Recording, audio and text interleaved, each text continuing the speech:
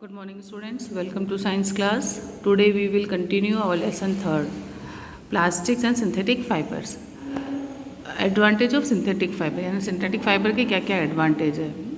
ये जो होते हैं हाई लाइस्टर और do not become yellow with age, यानी ये बहुत ज़्यादा मजबूत होते हैं और पीले नहीं पड़ते।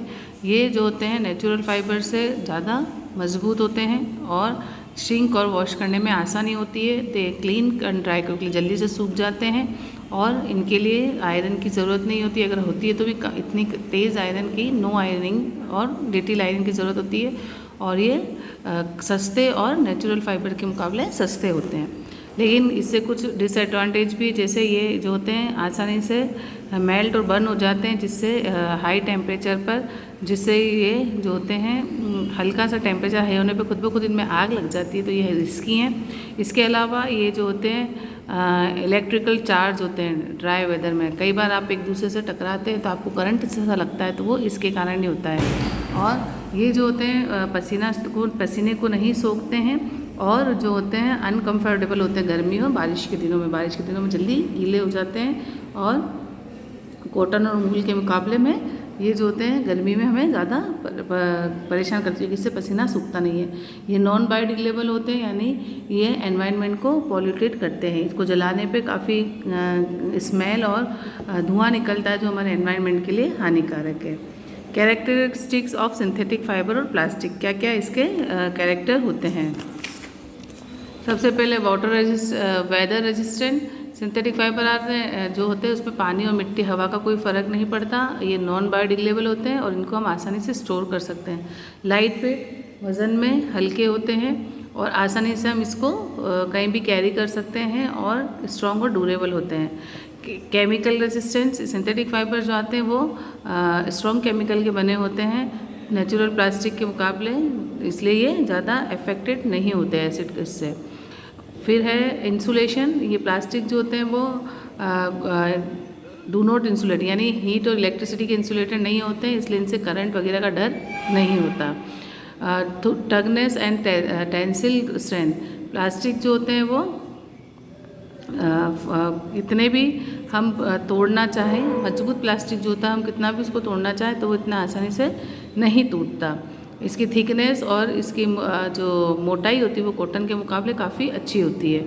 अपीयरेंस, ये जो प्लास्टिक के जो मटेरियल होते हैं वो ट्रांसपेरेंट होते हैं, ग्लास कांच की तरह। इस तरीके से इसका जो टेक्सचर है वो लॉन्ग और large varieties of house hold product के काम आते हैं, यानी प्लास्टिक जो हमारे घरेलू सामान इससे बहुत ज़्यादा बनते हैं। फिर है raw material of synthetic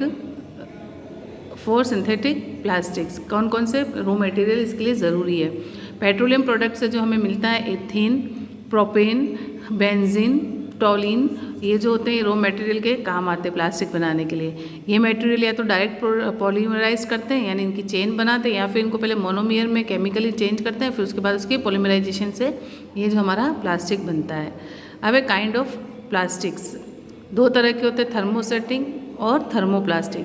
thermoplastic वो होता है जो ईजिली, जो हमारे घरों में सामान आते हैं, टब, बाल्टी, टिफ़िन वगैरह, जो आसानी से मेल्ट हो जाते हैं और वापस से नए इसमें चेंज हो जाते हैं, तो वो थर्मोप्लास्टिक होता है। जैसे पॉलीथीन, पॉलीमिलाइन, पीवीसी, पॉलीथीन, नायलॉन, ट्रिलाइन, ये सब इसमें आता है। थर्मोसेटिंग प्लास्टिक वो होता है जो एक बार किसी शेप में डल जाता है तो हम चाहें तो उसको वापस से पिघला कर उसको, तो वो नहीं होता, ये हाई मेल्टिंग पॉइंट्स पे होता है। तो ये जो होते हैं हमारे स्विचेस वगैरह होते हैं, हमारे प्लास्टिक के टेलीफोन्स वगैरह होते हैं, ये सब इसके एग्जाम्पल्स में आते हैं।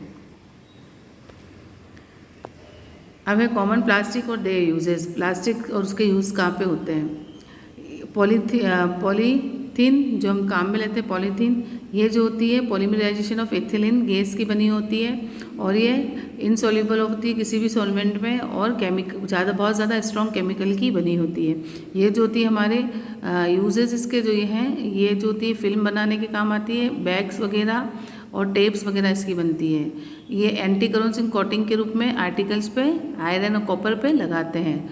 ये जो इंसुलेटिंग होती है, जिसलिए इलेक्ट्रिक वायर्स पे आपने देखा होगा प्लास्टिक लगाते हैं। और किचन और लेबोरेटरी के प्रोडक्ट, कप, बॉटल्स वगैरह इससे बनते हैं। Thank you.